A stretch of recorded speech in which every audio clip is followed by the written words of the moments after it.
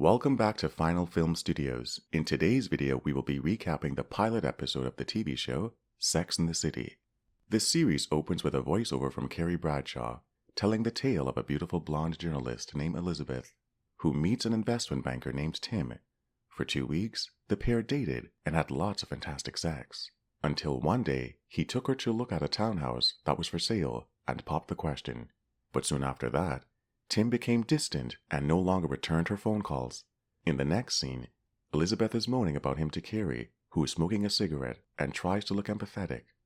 She turns to the camera to tell viewers it was the end of love in Manhattan. Carrie is in her Upper East Side apartment where she writes about thousands of women who are looking for love in Manhattan, then ponders the question, why are there so many great unmarried women but no great unmarried men? Carrie explores these theories in her column, Sex and the City. To support her premise that all men are cold monsters, we get testimonials from 2 douchebags in suits, who blatantly tells viewers how desperate women become once they enter their 30s. After that, we get a testimonial from Miranda Hobbs, who talks about a former friend who only dated sexy men until she woke up one morning and realized she was 41 years old, which means that she was no longer young enough or pretty enough to get any more dates. In another testimonial, Charlotte York thinks that most men are threatened by successful women and gives her take on sex, dating, and relationships in Manhattan. In the next scene, the 4 best friends are celebrating Miranda's birthday, which Carrie describes as another 30-something birthday with a group of unmarried female friends. Samantha urges her friends to stop whining about not being in a relationship and just sleep around the way men do without feelings. For instance, she recently slept with a guy who was super hot in bed, and she didn't have any lingering feelings about him before, during, or after. Miranda argues that men don't like it when you use them for sex because it affects their performance abilities, and Samantha just shakes her head and says, "That's when you dump them." Carrie then chimes in and says, "What about romance?" Charlotte looks troubled and says it's sick to give up on the idea of love, but Samantha insists that the idea of the right guy is just an illusion. Back in her East Side apartment, Carrie ponders Samantha's and Charlotte's comments once again. What if women gave up on romance? Carrie is now out for drinks with her gay best friend, Stanford Blatch, who's a talent agent. His take on dating and relationships is that the gay community may be the only place left where true love can happen. During the conversation, he suddenly glances across the room and discreetly informs Carrie that a guy she used to hook up with, Kurt Harrington, is sitting at the bar, then turns to the camera and tells viewers that Kirk was a mistake she made in her 20s and 30s. Stanford cautions her to not go over there, then reminds her that Kurt is trash. Carrie assures him that she has absolutely no feelings for Kurt. Then she excuses herself to go to the bathroom. She then tells viewers that she's now able to see Kurt for what he was, a self-centered guy who was the best sex of her life. She walks over to the bar, flashes Kurt a smile. She then asks him if he's seeing anyone special. He says not really. Back at the table, Stanford is frantically waving his arm, mouthing her to stop, but Carrie ignores his pleas and continues talking with Kurt. She asks him what he's doing later. He perks up and says meet later at his place if she's free, and she agrees. Carrie returns to the table where Stanford is waiting. He's annoyed with her and explains she's conducting research. Carrie and Kurt are being intimate as she gleefully informs viewers that he's even better in the sack than she remembers.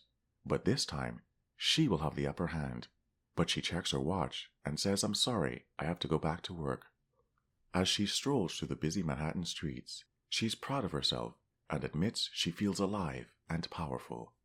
Someone accidentally bumps into her, causing her to drop the contents of her purse, and as she's kneeling to pick up the various products, a man stops to help her, and she coyly thanks him before walking away. She couldn't resist turning around to sneak a last look, and is delighted to see that he's waving at her. In the next scene, Carrie is having coffee with Skipper, who's complaining that it's been a year since he slept with anyone.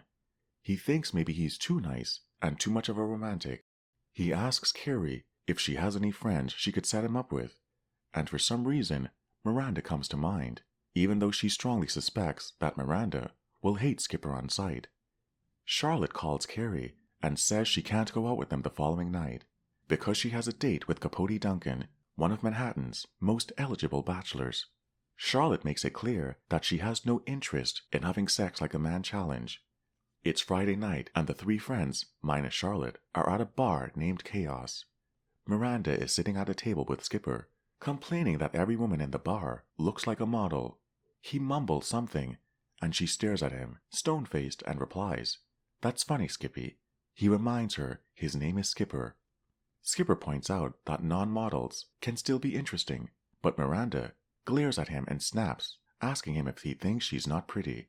He assures her that she is. While Carrie is wandering around Chaos, she runs into Kurt, who tells her how happy he is that she finally understands the type of non-relationship he wants with her. Sex without a commitment. Kurt says he really likes the new Carrie, then promptly ditches her to be with another woman standing at the bar. Carrie admittedly tells viewers she doesn't feel so powerful and in control anymore. Samantha points out Mr. Big to Carrie and tells her that he may be the next Donald Trump. She touches up her makeup, then walks over to Mr. Big to make a move. Charlotte is wrapping up her date with Capote Duncan. He invites her to his place under the pretense of wanting to show her an expensive painting he owns. She agrees to stop in for a minute. When they arrive, Capote turns on his charm and says that she's the beautiful one, then gives her an intense kiss. When their lips unlock, Charlotte tells him she has to get up really early, and he seems fine with that and offers to call her a cab. Charlotte smiles to herself. However, when the cab arrives, Capote climbs into it with her and says he's headed to Chaos. Charlotte is confused, but he explains that while he respects her decision to not have sex on their first date, he really needs to have sex tonight. Charlotte is grossed out by his behavior, then stares out the window.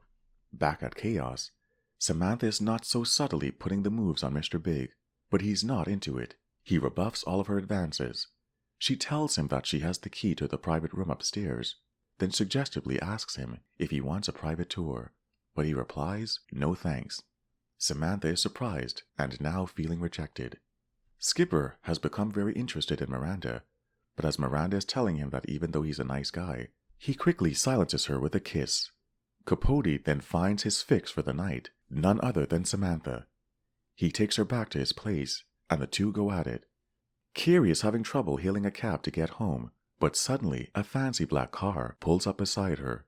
Mr. Big, who is being chauffeured by his driver, rolls down the window and invites her to hop on in.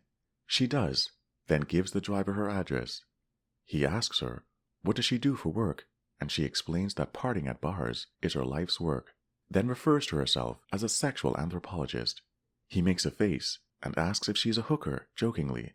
She says no, and explains that she's in the midst of writing a column that entails researching whether or not women enjoy having casual sex the way men do. Mr. Big says he's not into casual sex. Mr. Big laughs and says he gets it. She's never been in love. Carrie slumps back in her seat, then voices over that at the moment she suddenly felt the wind being knocked out of her. The car pulls up in front of her building, and she gets out, then turns around and knocks on the window. When Mr. Big rolls it down, she asks him if he's ever been in love. He gives her a wide smile and says, absolutely. That's it for today's recap. If you like this video, go ahead and click the like button, subscribe, and leave your comments below. Thank you so much for watching. We'll see you in the next video.